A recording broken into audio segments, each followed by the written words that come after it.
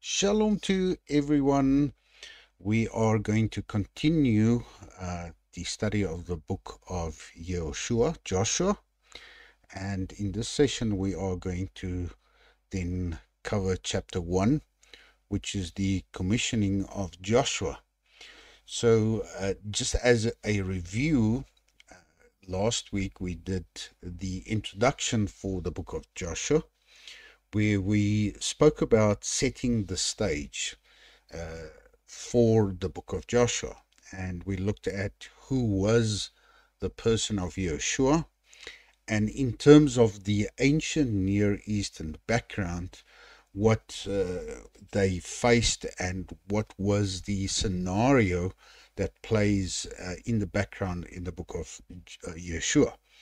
We spoke a little bit about the book itself, who wrote the book, the time periods of the book, and also the cultures and why it still matters, why the message of the book of Yeshua matters for us even today. So in this session, we are going to cover basically the chapter 1 only, where we are going to talk about the commissioning of Joshua. But chapter 1 is quite interesting because it provides a lot of information, and therefore only concentrating this session on chapter 1. So the cultural framework we have to remember at the time when Joshua then enters the this land of Canaan, the promised land, is set in a time frame in the Bronze Age.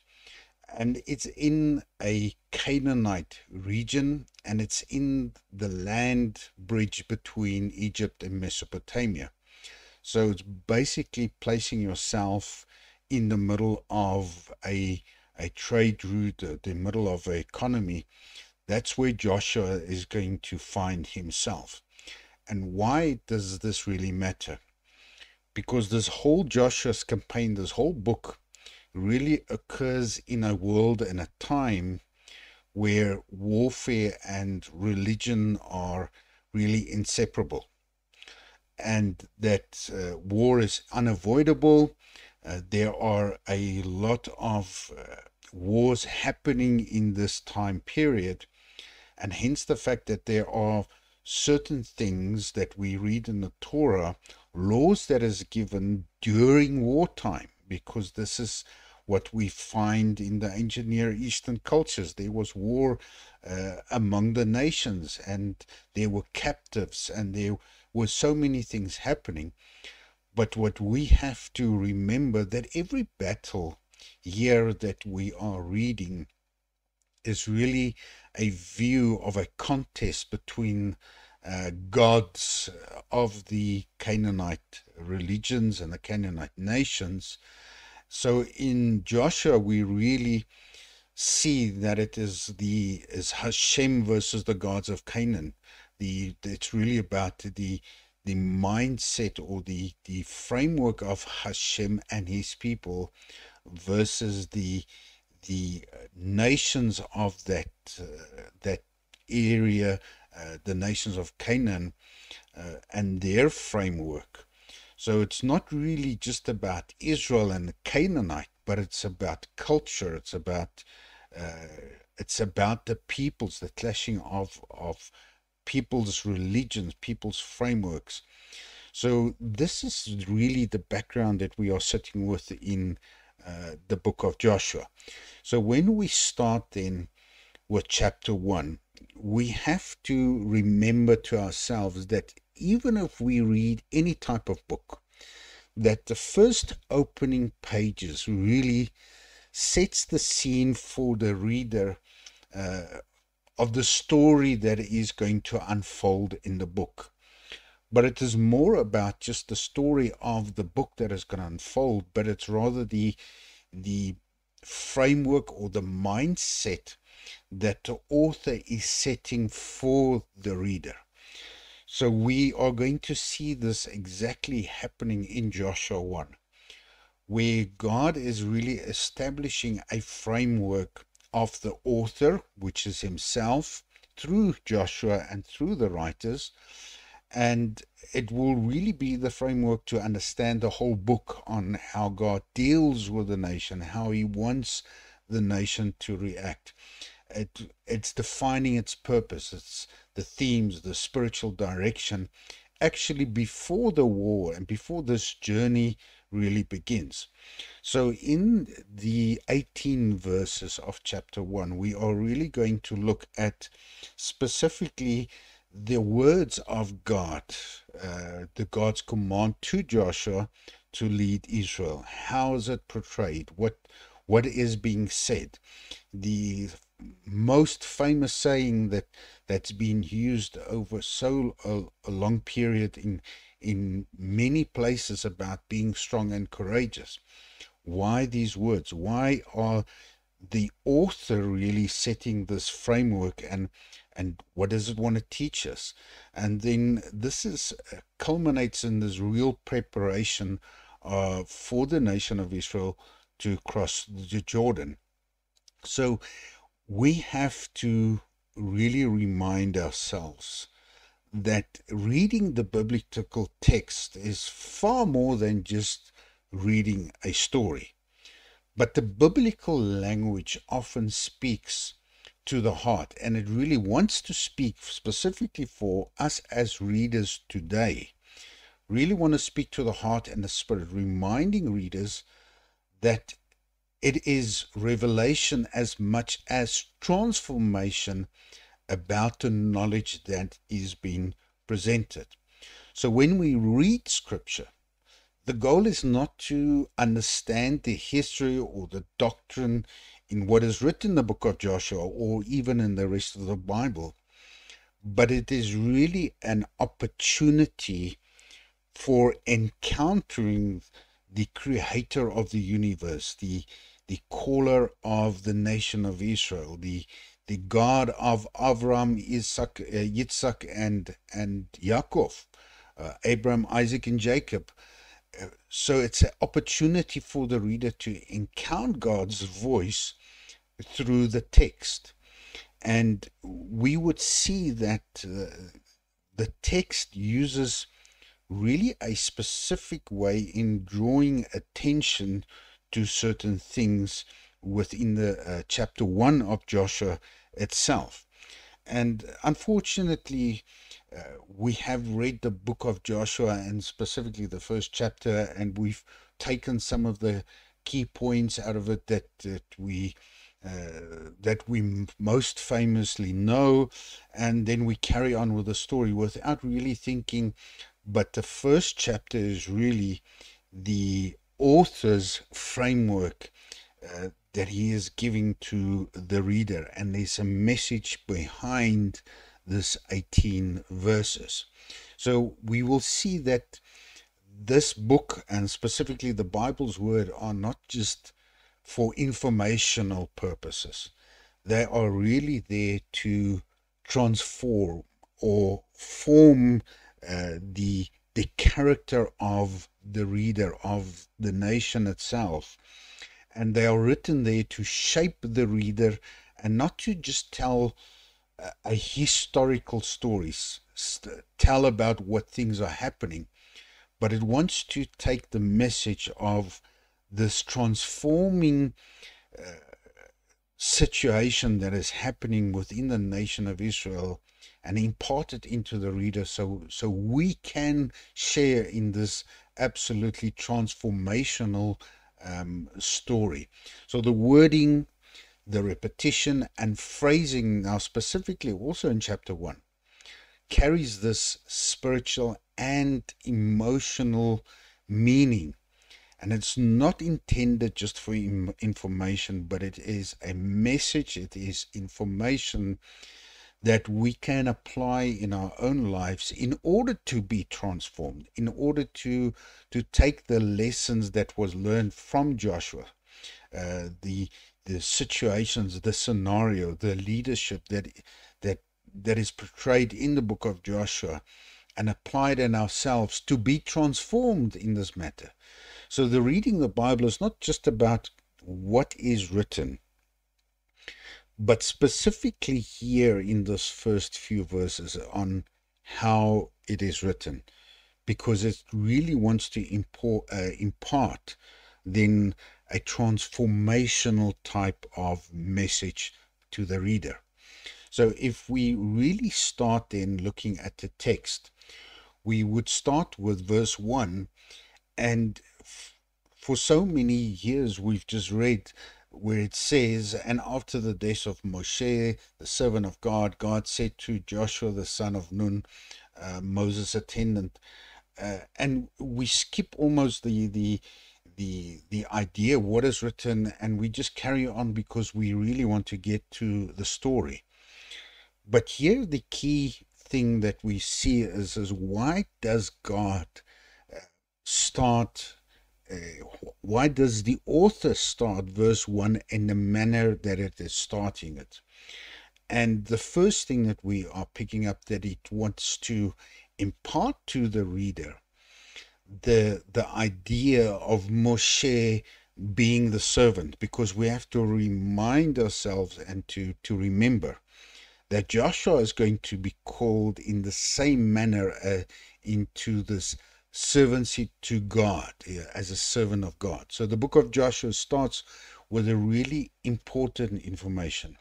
And it's really not about the death of Moses. The whole idea that after the death of Moshe is not the key point, but rather the describing of Moses and his position. And it could have said Moses the leader, Moses the prophet. It could have used so many ways to describe the leadership of Moshe. But the text specifically then takes the opportunity to present to the reader that Moshe was in a role of a servant, the Hebrew word eved of Hashem. So we can see this thing being almost a repetitious type of information giving to the reader. In verse 2, it really talks to Joshua and say, my servant Moshe is dead.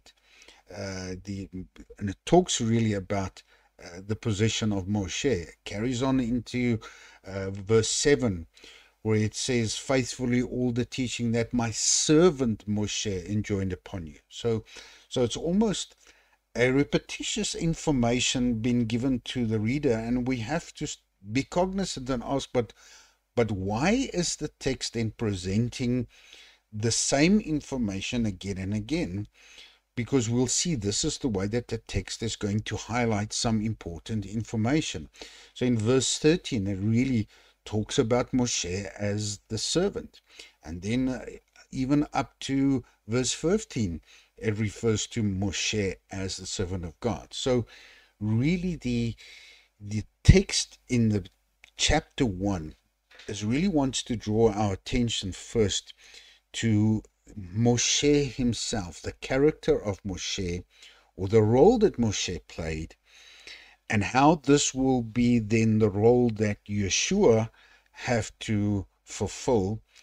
And eventually this transformational message needs to be in our lives as servants of God. How do we then act as a servant of God? So if we really have to look at what a servant of God is marked by, and specifically in Moshe, we can really look at the character and the heart of Moshe, and also the information that will be then given to us during the book of Yeshua, is that it was really about humility. That Moshe and even Joshua started with this leadership role with being submissive, begins with submission. Their faithfulness, the consistent obedience, even when unseen, their integrity of their character, and doing what is right when no one is watching. The dependence, the continuous dependence that we are reading in the scripture, that these characters trust God's power, and they really do not lean on their own strength. And as the word says, trust in God with your heart and do not lean on your own understanding. There's really this character this leadership character, or this character of a servant of God, being really dependent on God, and most importantly, the teachability. They were, Moshe and Joshua themselves, willing to be corrected and guided. So this really becomes this idea that Moses is repeatedly called the servant of God during the Torah, and even in the book of Joshua, and specifically in the introduction or the beginning of the Joshua. And Joshua will inherit the same title, but it's not just about the title, but it's really about inheriting the character and the heart of Moshe. So this famous declaration, then, when it comes to chapter 24, we see this culmination of this character and heart of Joshua in those words when he says, "As for me and my house, we will serve the Lord." So we will serve Hashem. We will be in submission to Hashem. So we will be humble. We will be faithful, with a person with integrity, with dependence upon the creator of the universe. And also then always open for correction. Now this becomes really an idea, if we have to ask ourselves, that if we just look at leadership today within the religious communities, then we immediately see that the enemy has really been able to transform leadership really opposite to really what is given to us in chapter 1. That we see people boasting about the sizes of their communities, the type of airplanes that they are flying, they even being so bold as on a stage to talk about their wealth and their capabilities, and really coming to the front that it's not filled with the same character and heart that has been given to us in Joshua. So we can immediately see that somewhere something went completely wrong in the leadership of communities today, and therefore this real information given to us in the beginning, in order for this to be transformational in our own lives, to be like Moshe, to be like Yeshua, the servant of God. And apart from that, the text now starts not just saying about my servant Moshe, but here it provides information to Yeshua that is almost a redundant type of information, where the text in verse 2 tells us my servant Moshe is dead. So obviously we would ask the question, but doesn't Yeshua know already that Moshe is dead? Isn't it really obvious that they have been mourning Moshe for at least 30 days? And so it's almost, why does the text then why does God tell Moshe, or tell Joshua, that Moshe is dead? So this becomes this unique way of the Hebrew text trying to provide this transformational information to us. And we see that this phrase, Moshe, my servant, is dead, it's not just a statement of fact, but it's more a psychological and spiritual turning point for Joshua. Because we understand here, it is not just about the death of Moshe, but it is far more. It is actually about the transformation in one's mindset when it comes to a transform or a transition in leadership. So we can see it's not just about the information, but it's about the transformation that needs to happen. And therefore God instructing Joshua that Moshe is dead. So almost gives us this idea or this message that Joshua, you cannot lead from yesterday's shadow. Moshe is dead. The way that I have been dealing with Moshe, the things that I have done under the leadership of Moshe, those are things that you were part of. But that becomes yesterday's shadow. Today you are on a new road, on a new journey, and I will be leading you on a transformational type of relationship. And we can learn even from this in our own lives, that sometimes we've experienced God in such a unique and wonderful way, that when we are facing the difficult situations or difficult periods in our lives, we almost expect God to work exactly the same. It's not that sometimes we do not have faith. We know that God will make a way for us. But sometimes the idea of God is going to do it the same way that he has done it the previous year becomes the stumbling block in the life of believers, and becoming this mental challenge that, but why doesn't God come to the front? Why doesn't he help us? Because somewhere in our own mindset, we are expecting God to do the same that he has done the previous times. And this is the message that Joshua, God is going to be with you, but not in the same way, not in the shadow of how I did it with Moshe. And this becomes important because we see that the way that the people of Israel was led out of the Mitzrayim, out of the land of Egypt, was through the Red Sea and the parting of the Red Sea. And we see this now coming to the front, where how Joshua leads the nation into the promised land, also going through a water, but it's completely different. It is, the scenery is different. The way that almost the way that God does it, the interaction on how God does it is completely different. So the text giving us this idea is that Joshua, it's time to understand that Moshe is dead, and not that he does not know Moshe is dead, but the way that I've dealt with Moshe, that mindset that needs to transform, because you cannot lead in that shadow of the past. Now you will enter into a time period where I will do different things in different times.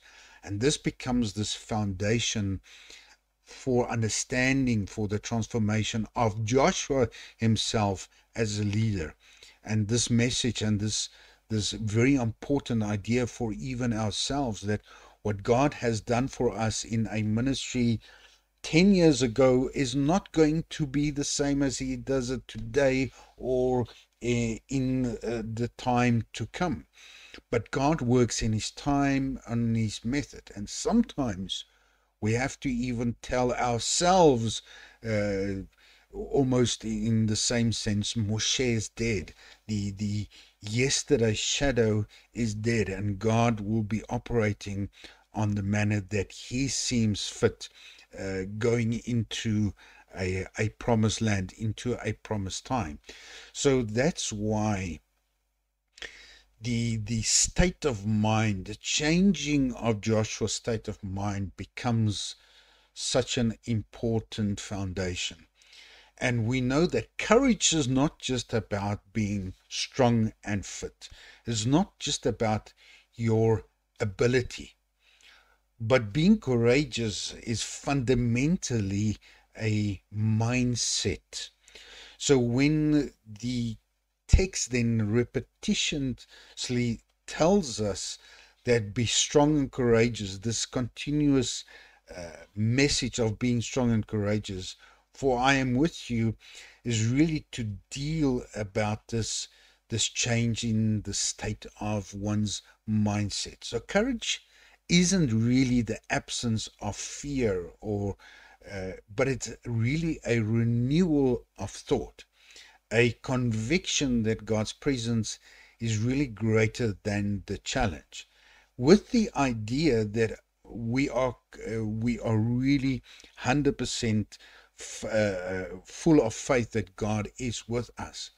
But if we still expect God to work the way that He's worked before, and we're expecting the outcome to be in that way, that's why the courage, or even some faith, might fail, or some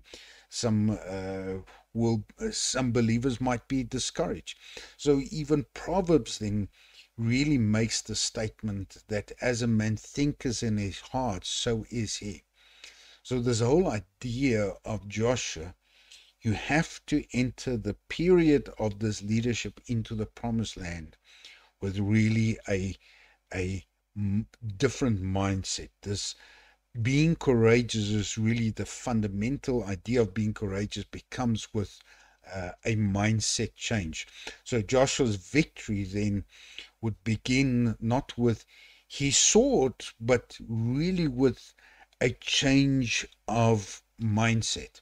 So we can see that this real commissioning of Joshua starts really on in chapter 1 in a very different way. That the principle of this whole renewal of leadership for the nation of Israel is really built upon the idea that every servant of God must go through this same process, where one acknowledges the ending of what was and embracing the calling of what really is and what will come, and adopt the mindset of faith for what's next.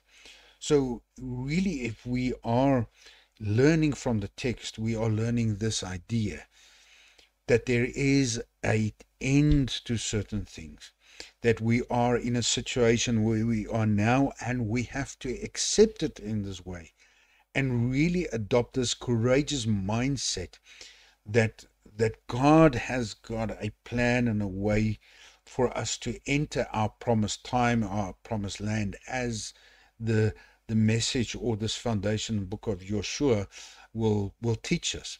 So the past season really prepares, but really it cannot define the new one.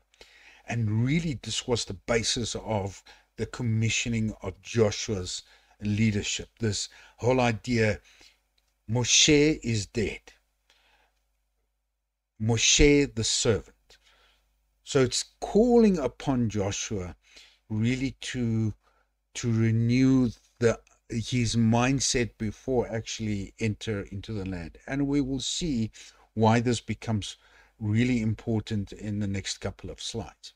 So we see when really God then talks to Joshua throughout the text, and repeats the idea of being strong and very courageous, it's really talking to Joshua's mindset. And we can see this becomes really an important information, because when we remember the route of the 12 spies, now this is the map to give us an idea where the 12 spies really traveled.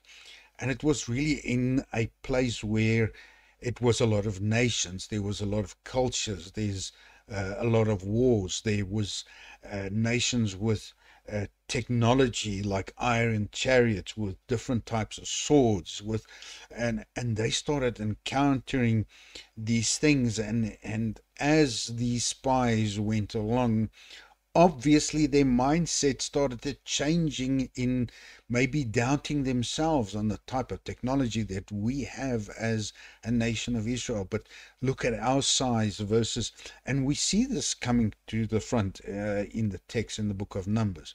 So we can see that when these 12 spies really goes through this period of spying the land, they come back with a really, first of all, an absolute changed mindset, which led them saying things and actually on a path of unbelief and doubt. So if we then look at, for instance, just the map that we would not uh, mostly look at when we read the text, we would not always study maps. But if we see what Joshua is going to face, and perhaps what the spies faced, we would then understand why the message would tell Joshua that be strong and courageous, be of strong mind when you start finding or exploring this land. So when we see this, for instance, that they would really have to cross through the plains of Moab to Jericho, which they would then encounter in the next chapters, we can see that there is really this first challenges that would enter into their mind or into Joshua as a leader. And this is really an uphill battle. So for Israel entering Canaan, their first obstacle would, if we just actually see from Jericho into the next places that they'll have to conquer, Ai and the rest of the, we'll see that it is really an obstacle was ascending from the low plains of Jericho into the hill countries. And that's one of the things that they teach you in war, in some of the battles, that if you can take the upper ground, you have an advantage. And here this nation is going to start with almost a disadvantage. We have to fight our ways upward. And apart from that, Jericho knew they were at the bottom of the mountain, but they surrounded themselves with walls. Apart from that, this meant fighting uphill against fortified cities. It was really a strategic disadvantage. The Canaanite cities in the hill countries like Ai, Bethel, Jerusalem, Hebron had elevated fortification. The Israelites, fresh from the wilderness life and crossing the Jordans, were not professional siege warriors. So obviously there's already we can recall some of the Torah laws that if you're going to siege up against the city and there is fruit trees, you're not allowed to take some of the fruit trees, because that is obviously the food for the land. So there is really going to be a period where the Israelites will be facing this absolute idea of creating siege wars. So, but they were not skilled in it at first. So we can see it actually helps us understand why the conquest of Canaan was so strategically and theologically framed the way it was in the book of Yeshua, and why this specific words, only be strong and very courageous, really becomes important information, because this is what they are going to face.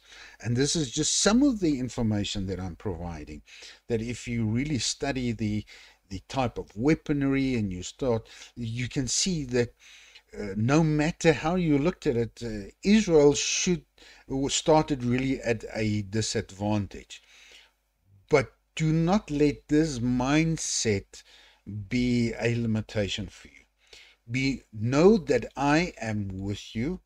Know that as Moshe is the servant, he was humble, he was teachable, he was faithful, he had a lot of character traits that made him the leader that he was. So you need to be in the same shoes, and you have to remember that Moshe, my servant, is dead.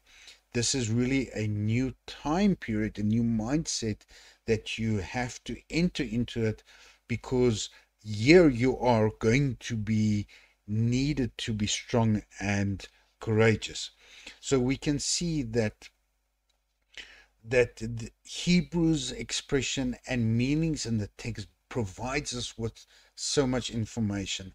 And the next, if we can call it, anomaly, or the way that Hebrew tells different information, is found in verse 8, where he tells us that this book of Torah shall then not depart from your mouth. So apart from being strong and courageous and really having a solid mindset, that the foundation is that this book of Torah shall not depart from your mouth. Now, it's actually a Hebrew idiom because in Hebrew, the mouth does not just mean speech. It's the gateway of expression, reflection, and teaching. So it implies an active, living relationship with the words of the Torah, not just silent possession, but continuous articulation. So we can see that it's not just about speaking the words, but speaking the words so that it has an expression, a reflection, and a transformational message for the individual. So in ancient cultures, reading was really audible. So people recited text aloud to memorize them. And even in some cultures, we find it today. So when the text then tells us this information that it should not depart from your mouth, it really means this constant verbal repetition. But it's almost like speaking to yourself, because this is the way of keeping it alive in one's memory. Because remember, we want to change our mindset. We want to be transformed through the message of the text, the key idea of what the text provides us. So it's not about an idea that I can recall text.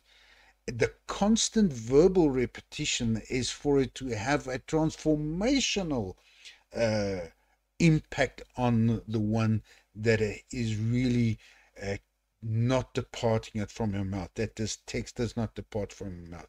So it's about active meditation. And the word Haggah, meditate, really means to mutter or murmur quietly.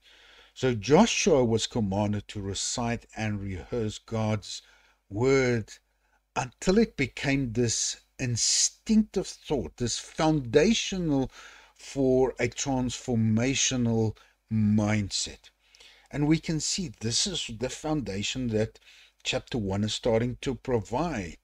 That rather, before action really actually starts, it's really about an inner change first before an outer change. So we can see that the mouth stands between really a mind and the deed. So you speak what fills your heart. And we see this even repeated in the book of Luke, the book of Proverbs. And we see that speech really shapes one's belief, one's focus, one's behavior. So when God tells Joshua, keep this word so near that it continuously shape your thoughts and decision, let your speech be filled with it. It really is about speaking the words to keep it present, to transform this internal truth into an external direction, to really shape this into a leadership, a servant of God.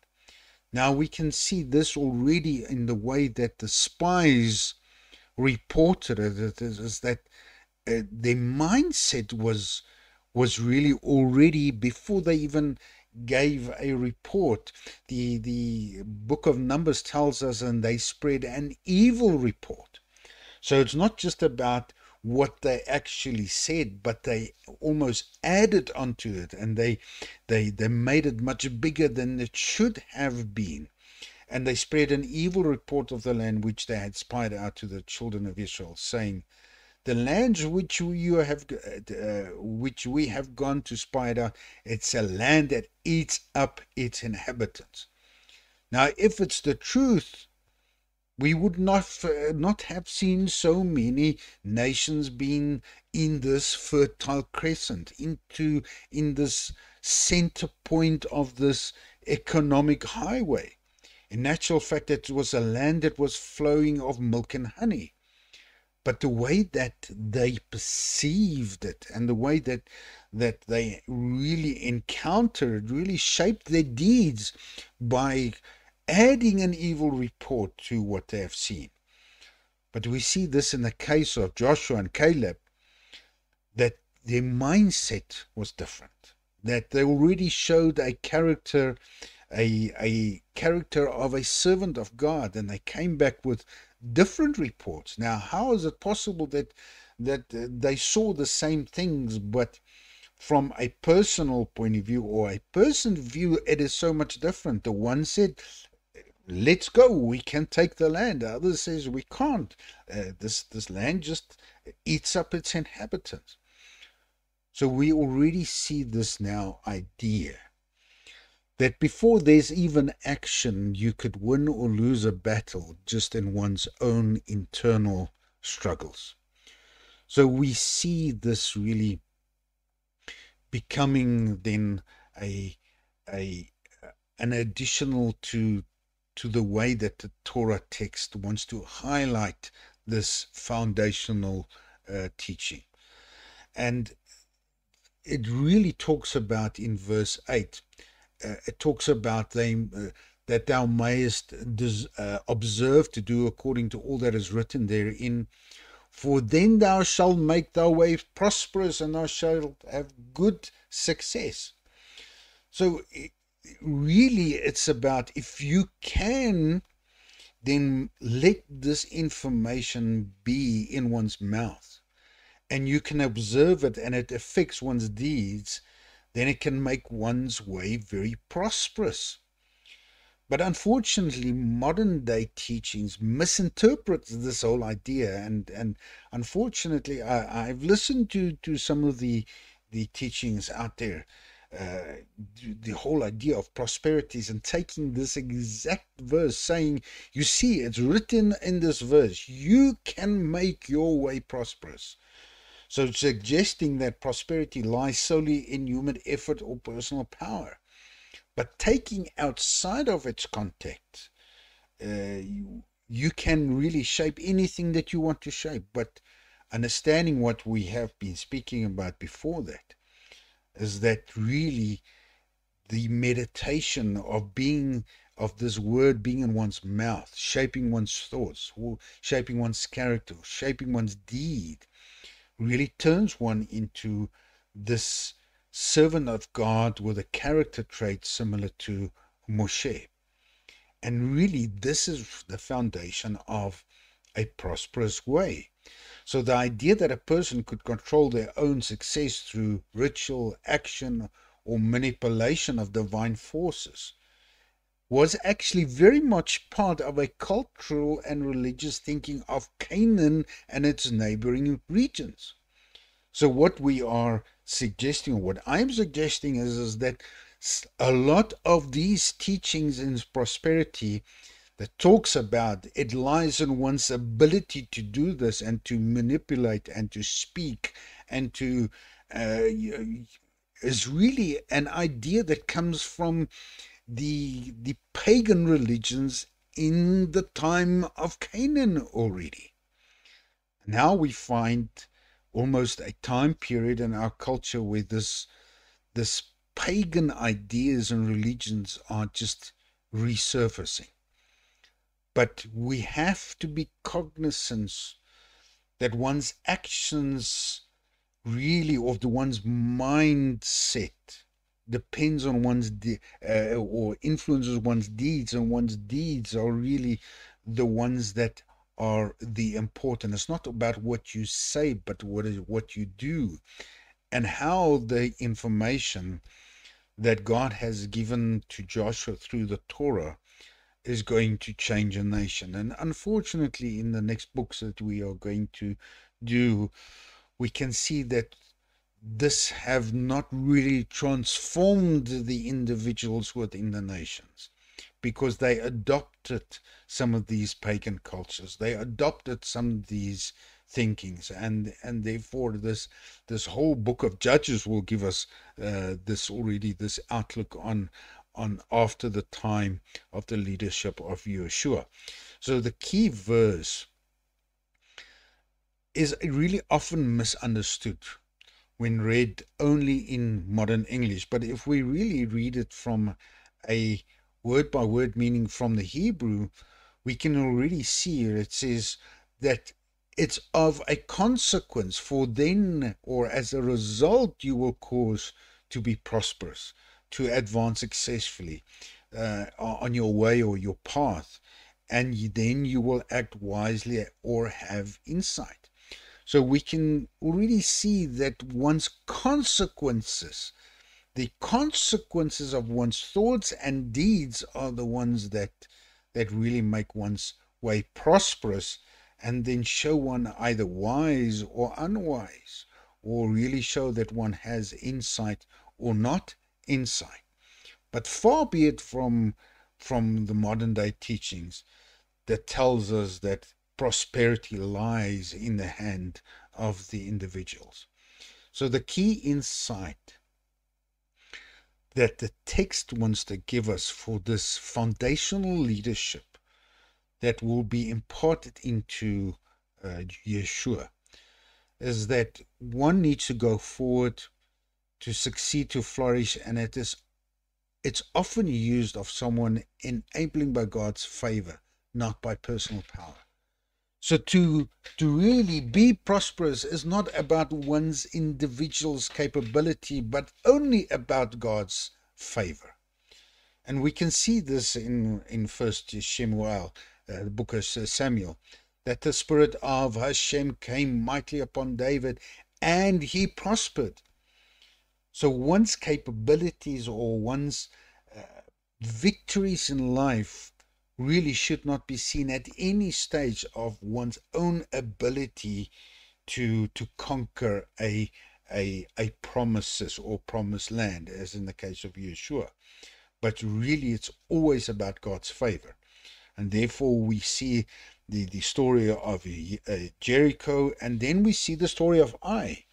We see on one God's favor, and we see that disobedience leads to then the God's favor not being on the power on the people, and therefore leading to a non-prosperous way. And we'll discuss that in the next teachings as to come. So to act wisely, to have insight, to show understanding, this is true success.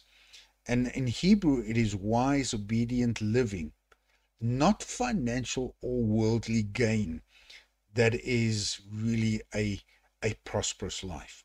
So the verse could be more precisely rendered or read in such a way to Yeshua that then you will make your path successful, and then you will act with wisdom.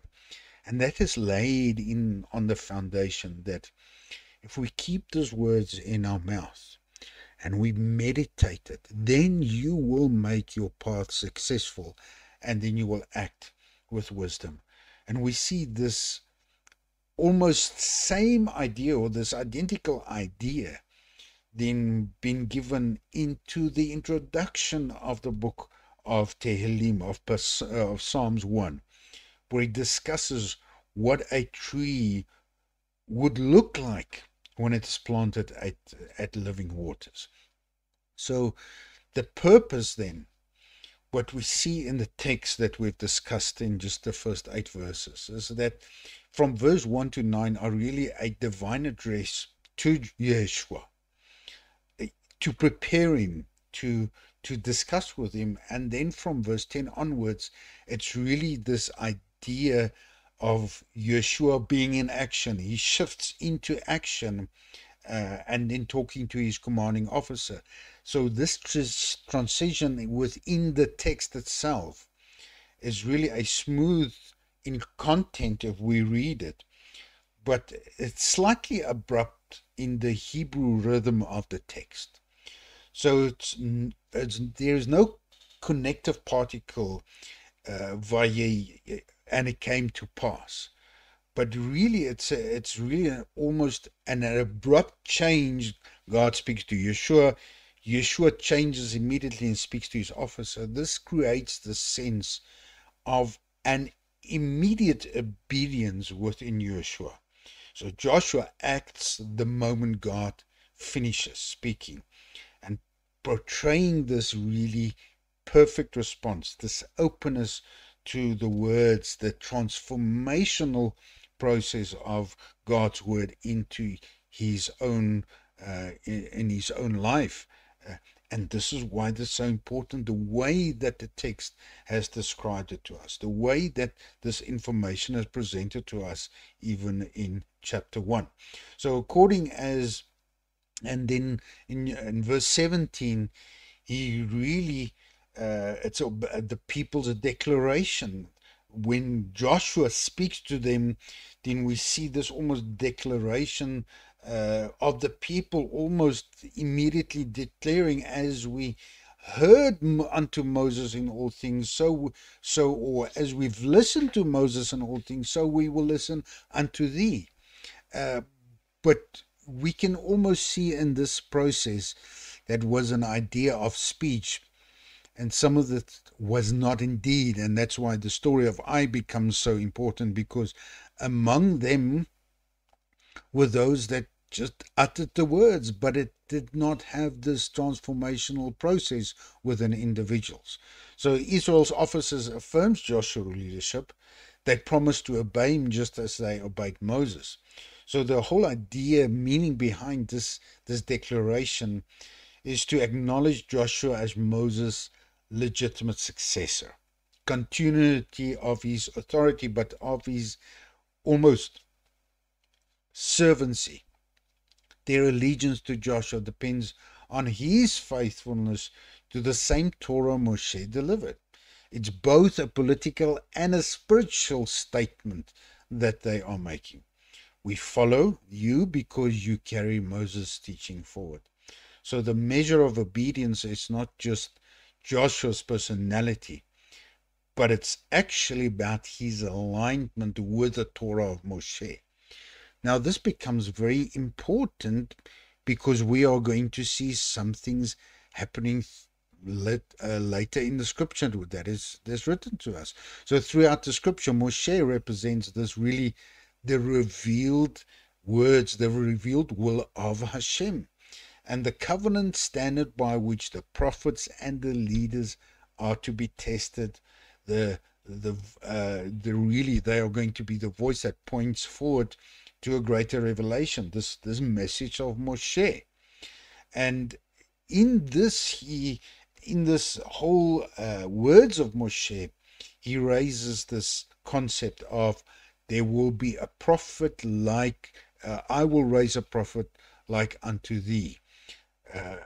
One that is really proclaiming words of transformation. So thus Joshua's legitimacy rests on how he continues what Moses began, not what he is going to replace. So this becomes really a even transformational information, because we see that when Yeshua speaks in the New Testament about Moshe, he talks about the same principle. Yeshua references this principle explicitly in the book of John. Do not think that I have accused you to the Father. There is one that accuses you, even Moshe, in whom you trust. For had you believed in Moshe, you have believed in me, for he wrote of me. But if you do not believe in his writings, how shall you believe my words? So this whole idea that the continuation of Moshe's words provides a transformational process to a leadership, a servancy of God, is really an important principle then also given by Yeshua. So even in the book of Luke, we see that with the parable of the rich man and Lazarus, that they have Moshe and the prophets. Let them hear them. So Yeshua tells the people that true listening to Moshe naturally leads to recognizing him, because his message fulfills and embodies the Torah's purpose. Those who claim to honor Moshe but ignore his prophetic direction really I would almost say, fail to truly hear the transformational purpose of what God has given uh, the reader even today and in that time to the nation of Israel. So the continuity is not about replacing Moshe, but it's really about carrying forward his revelation. Joshua represents obedience that conquers, but Yeshua will then represents the obedience that redeems. So when Israel in Joshua 1 says, we will listen to you as we listen to Moshe, it really anticipates this deeper spiritual truth that the people of God are called to hear the voice of God through every faithful servant who embodies his Torah and truth. And this is the truth for Yeshua. I did not come to abolish the Torah or the prophets, but to come to fulfill. So we see then that the whole summary, this whole idea of chapter 1 provides so much information, and we have spoken about redundant statements. Moshe, my servant, is dead. It's obvious information, but it's really about marking the transition of a leadership, the mindset, the repetition of words. Servant of Moshe, my servant, Moshe, my servant. It really talks about be strong and courageous. So the overuses of phrases is really about covenant reassurance. The narrative shifts between verse 1 and 9, where God speaks to Joshua and then Joshua to the people. It's an action statement. It's about immediate obedience. There's no better time to be obedient than right now. So there are certain things that we didn't even talk about, but when he talks about this Jordan, when you stand at this Jordan, normally you would say, and you're going to cross this Jordan, you're not going to say this Jordan. So it really talks about standing at the forefront, being an eyewitness, being in the moment, seeing basically the place that God has put you, the expanded borders, the divine promise, some of the things that we have not really dealt in this teaching, the rare word pairing where we see that prosperous success and wisdom is really aligned, and we see this absolute redundant speech if you read the text by itself, where Joshua repeats the words of Moshe, and then the officers repeats then what Joshua said. Really gives us this idea of a symmetry, a continuation of what was said from Moshe to Joshua, from Joshua to ourselves. So in chapter 1 we see the way that it's written is just not, it's not just a normal introduction chapter. The wording is different. The phrases are different. The descriptions are different. And because of this, it becomes so important to recognize the message within chapter 1 that have changed Joshua, Yeshua, and that needs to be a transformational message to us as readers today. That the most important aspect beginning this chapter is humility.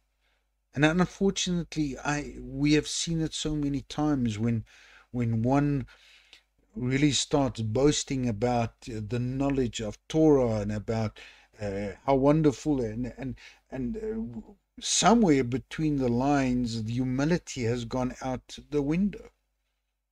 So to be an effective leadership, to be an effective servant of God, really is based upon humility. It's about how one sees, how one experiences. And therefore, may this chapter 1 be a transformational message. May it encourage us to seek even or read the continuous chapters or the rest of the Bible in a different way that we have read it before. Because the way things are said, how things are said, they all carry a message. Not a message that we should be boast about intelligence or what we know, but rather about how this was able to change one's life. And with this one, I want to wish you a Shavua Tov. May you have a blessed week. We are standing united with Israel, and therefore we pray for the peace of Israel. And with this we say, Oseh Shalom Bimrumav, Huya Aseh Shalom Aleinu, Ve'al Kal Israel V'yamru Amen. And he who makes peace in his heights, may he make peace upon us and upon all the land of Israel and all the people of Israel, and for each individual of us. And we say, Amen.